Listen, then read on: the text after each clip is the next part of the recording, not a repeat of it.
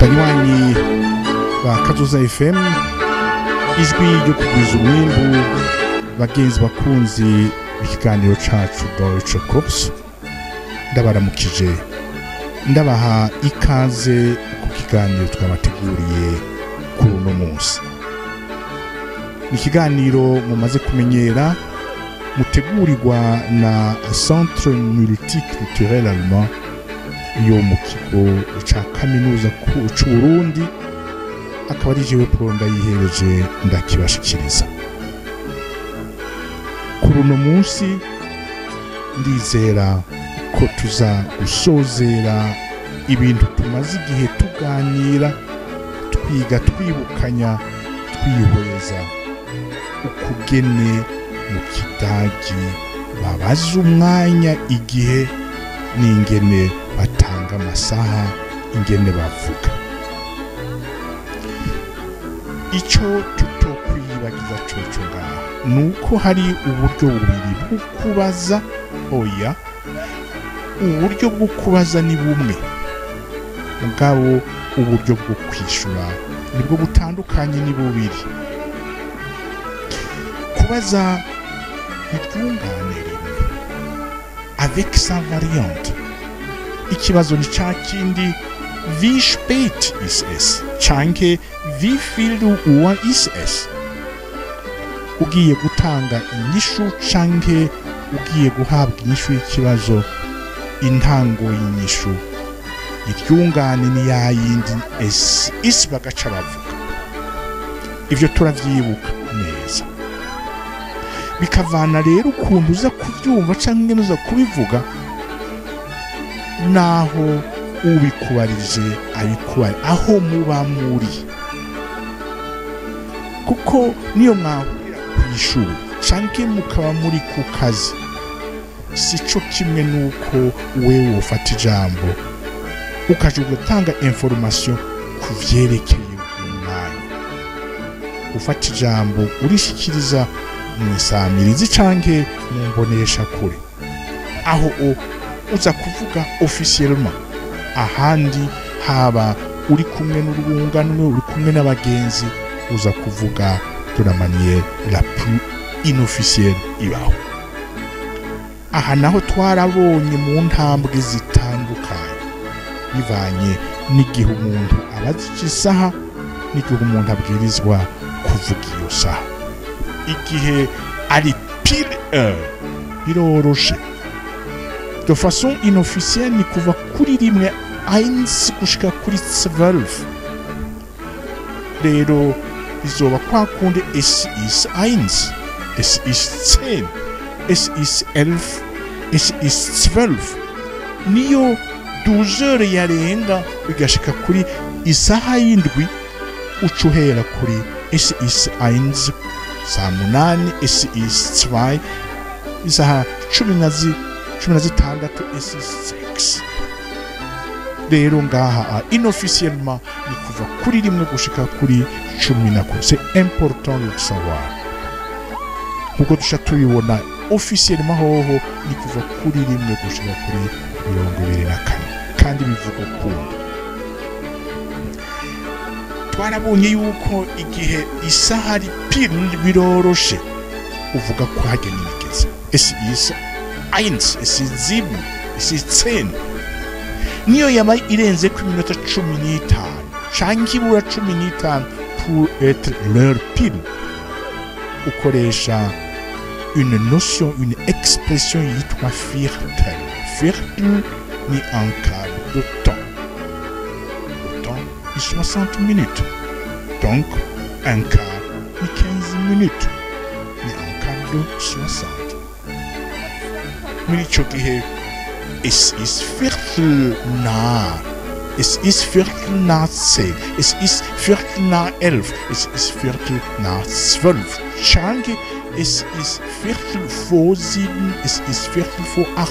Es ist Viertel vor 9.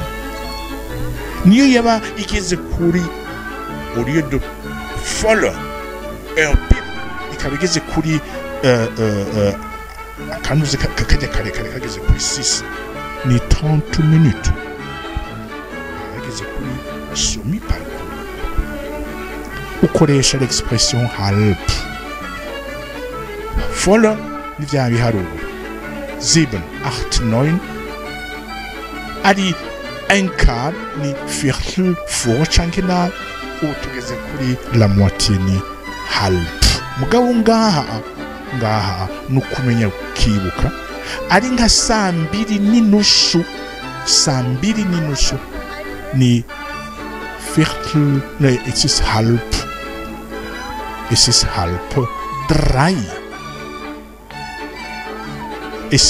halb 9. Es ist halb 11. Es ist halb 8.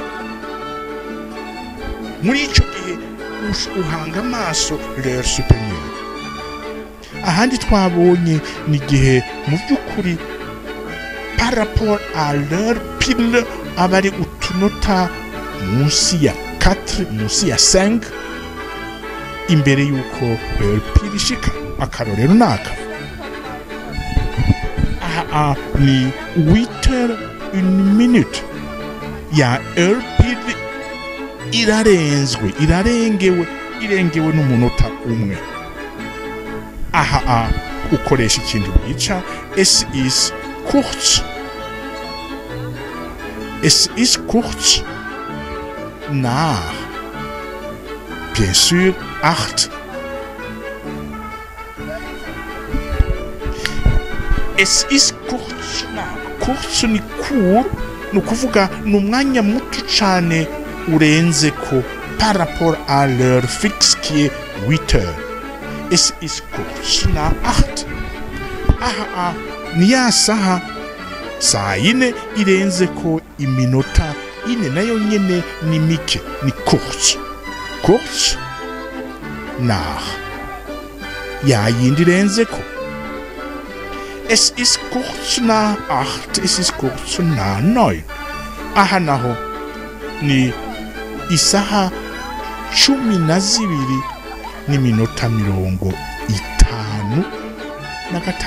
Reka duhere kumbure kuri isaha 5. Duhere ku isaha 5 n'iminota 56. Ni kumutaga saa 5 mu Gifaransa 11h54. Murabona yuko habuze akantu gato kugira ya heure pile ishike. Iyihe heure pile? Isaha 10 12h. Ni kuvuga saa 6. Saa 6 ngo igere habuze iminota 4 nayone ni kurz. Urumva habuze 4. Hayarenga 4 dukoresha kurz. Habura 4 kugira ngo 60. Imugabo ni kurz. Oya intirenga. Dans ce cas d'espèce irabura ni kurz vor 12. Kurz vor 12.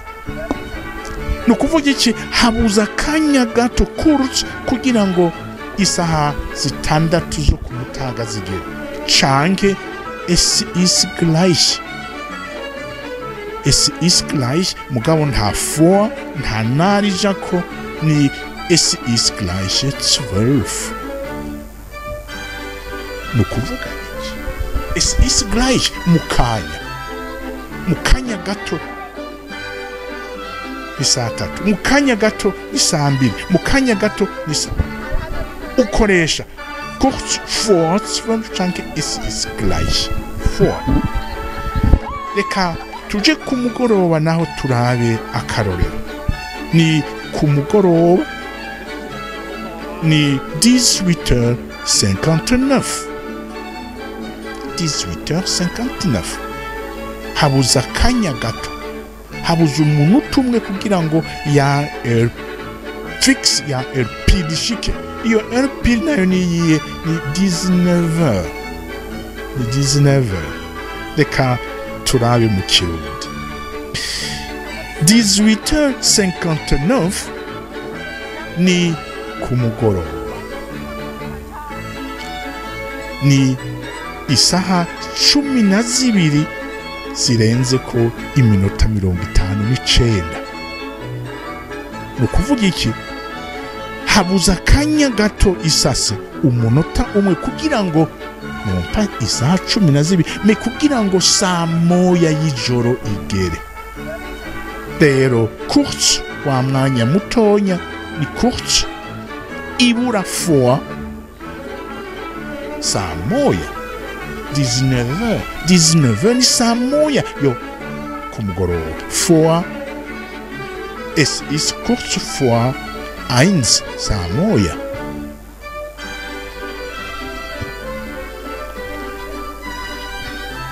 Es ist vor, pardon, une petite erreur. Es ist kurz vor 7. Es ist kurz vor 8. Es ist kurz vor 7. Es ist gleich 7, 6, 7.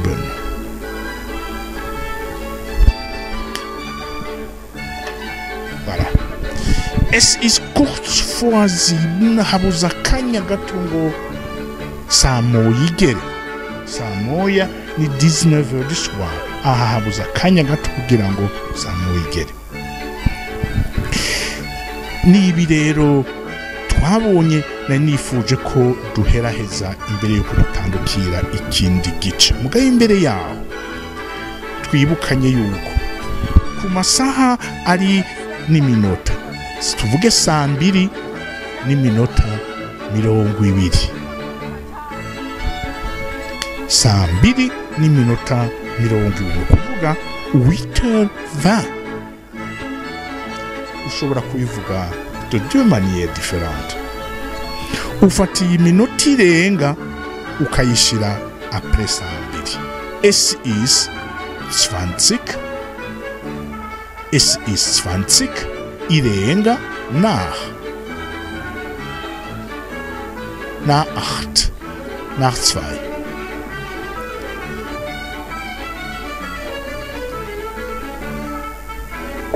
Es ist 20 nach 2. Es ist 20 nach 2.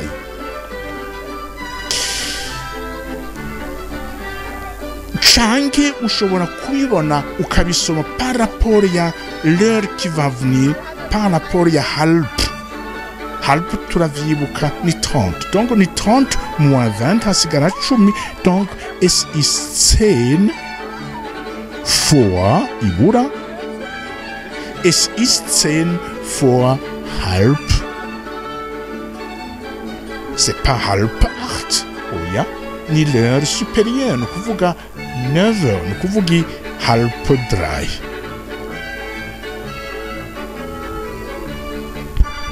Es ist 10 vor halb 3. Ushobora kuvuga de deux manières, soit par rapport à l'heure top, ugacuvuga ijya minota irengako, ou alors par rapport à l'heure à venir, par rapport à halb. Imbere yuko dutandukira igice nyamukuru ca kabiri, ngira ngo dufatiye ku burorero butandukanye twagiye turatanga, mwabonye yuko aha mu kuvuga isaha de façon inofficielle, mwabonye yuko bahera ku minota bagahereza ku saha. Icyo ni kimwe. Es ist Viertel nach 8. No kuvuga ni 15 minutes irenga saa 2. Aha ni 10h04. Es ist 4 nach. Es ist Viertel nach. Es ist kurz nach 4. Uhera inyuma, uhera ku minota hanyuma ku masaha. Kimwe. Icya kabiri, nta na hamwe twigeze twumva bavuga iminota canke amasaha. Nta minota bavuga, nta masaha bavuga. Es ist 1 nach. Es ist kurz nach. Es ist 10 nach. Es ist 10 vor. ni ukuvuga mu yandi maja es ist 10 Minuten irenga ko yasa, ni 10 Minuten ibura kugira ngo isaha ishike, mugabo ntibavuga minute. Donc bahera inyuma, bahera ku minota hanyuma ku masaha, kandi ntibarenza 12. Reka dutandukire ku kijanye na officiellement, ingene bavuga mu kidagi amasaha officiellement. Aha hari mu kibano, hari ku muhana, hari mu kibano, hari aha naho officiellement. Officiellement ni gihe nabivuze uba uri kuravuga, tuvuge utanga ikiganiro, abamenyesha makuru canke uri dans un milieu de scientifique, canke hakaza muri presentation yawe ahantu ubwirizwa kuvuga isaha. Iyo saha ntuza kuyivuga inofficiellement, uza kuyivuga officiellement. Canke vous avez un journal à présenter à la radio, à la télévision, hakazamwe ikintu ca programme y'amasaha. Aho muri journal, radio, television ntuza kuyivuga kwa kundi tuwejeje kuyona. Aha bisa mbere nivyoroshe, naho uvuga amasaha kuva kuri 1 gushika kuri 24, contrairement kuvyo twabonye inofficiel ni de 1 à 12. Ushitse kuri 12 ucutangura, commencer le cycle. Es ist 7, es ist 8, es ist 10, es ist 11, es ist 12. Isaha ndwi, es ist 1, isaha munani, es ist 2. Gutyo. Mugabo officiellement utangura isaha imwe ugahereza kuri 24 koko arya amasaha agize umunsi. Urumva bica byoroha. Reka dufate urugero, kandi ngaha biranoroshe, uhera ku isaha ugasubira ku minota, kandi uravuga isaha ukavuga n'iminota. Reka tuje mu bugororero. Officiellement uvuga gute mu kidagi isaha? Tuvuge ni gutya: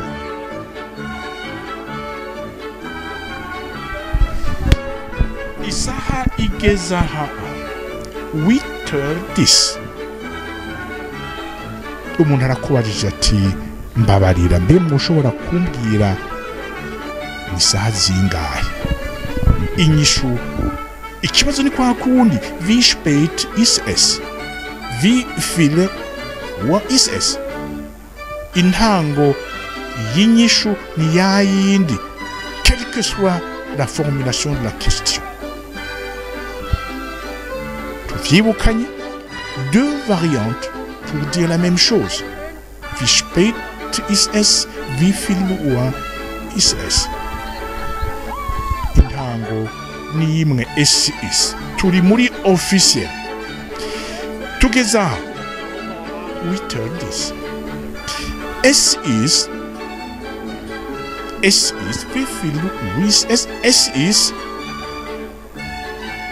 ist 8 ni 8 Uhr ni saha.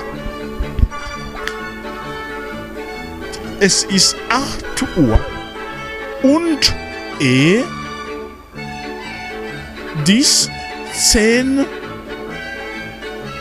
Minuten. Minuten, qui est la forme der Minute, eine Minute, die Minuten. Biroroshe cyane rwose, mugabo gusa nukwibuka ingene baharugura. Twarabibonye ni kuva kuri 1 gushika kuri 24.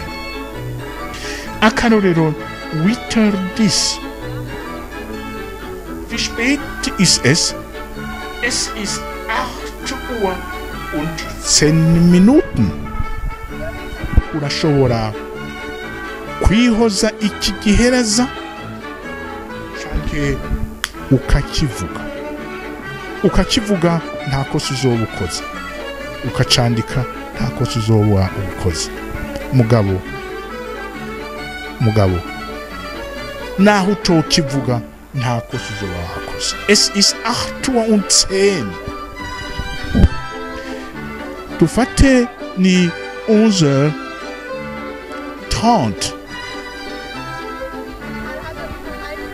11h30.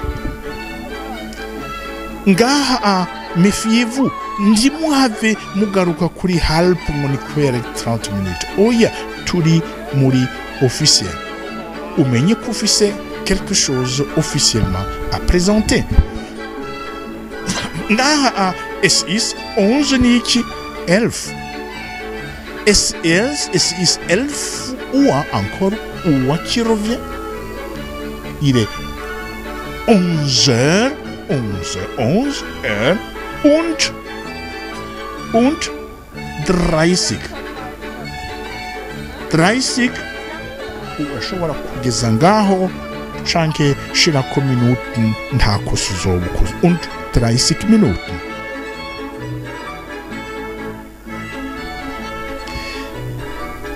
Tuvuge ni saha 9 zo ku muhingamo zinyuma y'umutaga irenga iminota 15. 15h15. Ndimuhave muvanga registre. Ntimuvuge viertel. Oya, turi sur le registre officiel. Ngaha uhera ku masaha kandi hagakurikira iminota. Registre inofficiel twahereye ku minota. Nawe nyine twigeze tuyivuga ko ari iminota. Oya, uhera ku minota ugahera ku isaha. Nawe nyine twigeze tuvuga ko ari isaha. Tuvuga gusa le nombre, le chiffre. Ni 15h15. Wie spät ist es? Es ist 15, 15, 15 Uhr. À ne pas oublier. 15 Uhr und 15 Minuten. 15 Minuten.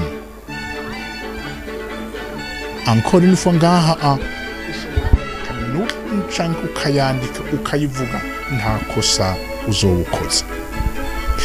Reka tuvuge ni 20h. 20h 40 minutes. 20h40 minutes.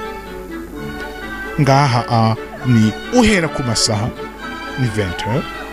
Isambiri yo mwijoro. Donc es ist 20 Uhr. Es ist 20.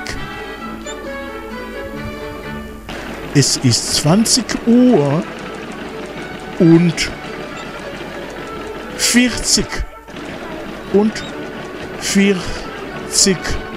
Minuten.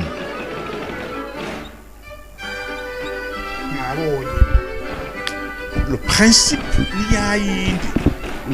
Uhera ku isaha kirife kandi ni kuva kuri rimwe gushika kuri 24 hagakurikira iminota irenze ko ndushira kibuza irenze.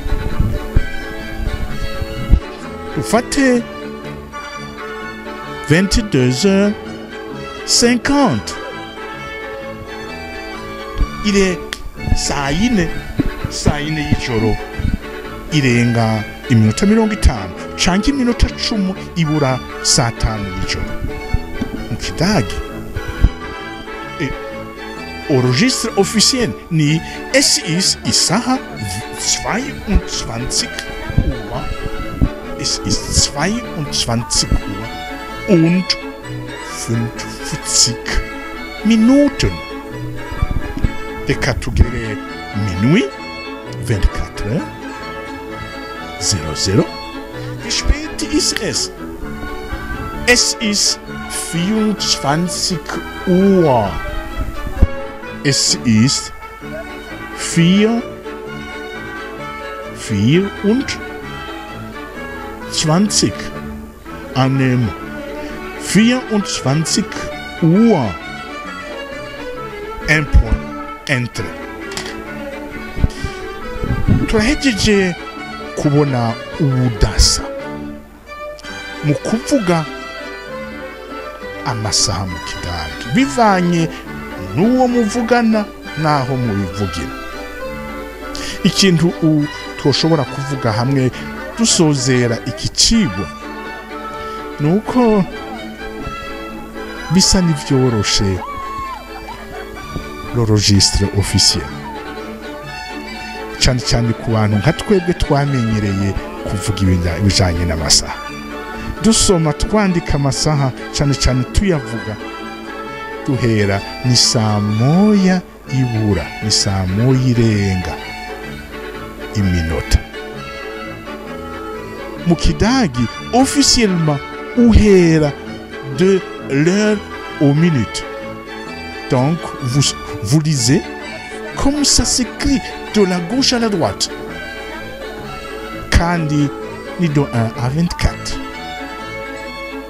Alors que sur le registre inofficiel ni de 1 à 12.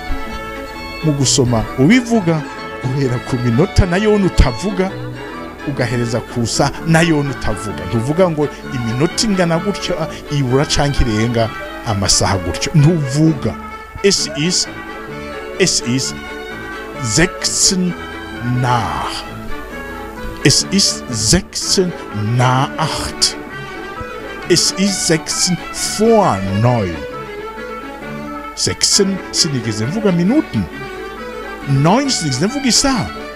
Donc voilà grosso modo et mon nchamake ce qui fait la différence au niveau de la présentation et surtout au niveau de la lecture y'amasaha.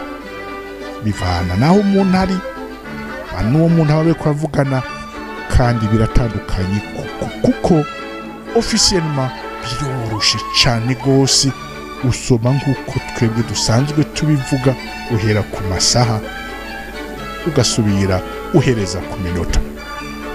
Inofficiellement uhera ku minota nahone ubivuga kuko tubizi, nta na kimwe cyose kikubwira ko ngo ni minota oya. Mugabo turazi uhera iburyo,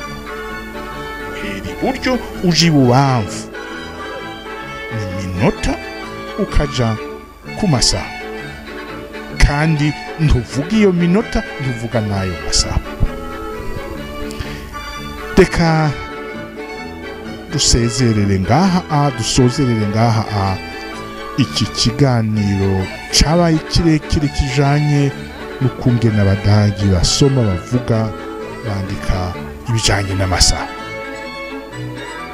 Byaradutwaye igihe nivyo, mugabo byari ngombwa ko tuvyitondera kuko n'igice kidasa n'icoroshe mu vy'ukuri. Mugabo warakurikiye ukagira un peu plus attention, nibaza ko nta kigoye kihari. Reka rero ikiganiro c'uno munsi kije gisozera iyi nyigisho yari ijanye n'umwanya, uwo Zeit sagen, uwo Zeit fragen. Ikibazo kimwe avec deux variantes. Inyishu igatangura co kimwe, haba ari officiellement ou inofficiellement. Mu kiganiro gikurikira tuzotangura iyindi tematike nshasha, tuzova mugabo tutava tutantara cyane n'ibi twari tumazemo igihe. Ibi by'umwanya tuzobiguma mu gatonya, mugabo twaborde une nouvelle structure grammaticale ijanye n'ibihe, mugabo vu dans notre angle. Reka ndabakengurukire muri mwese twabanye muri kino kiganiro, ndabasezera ndababwira ni mugire amahoro iwanyu, ni naho ubutaha. Kazoza FM, be your own boss.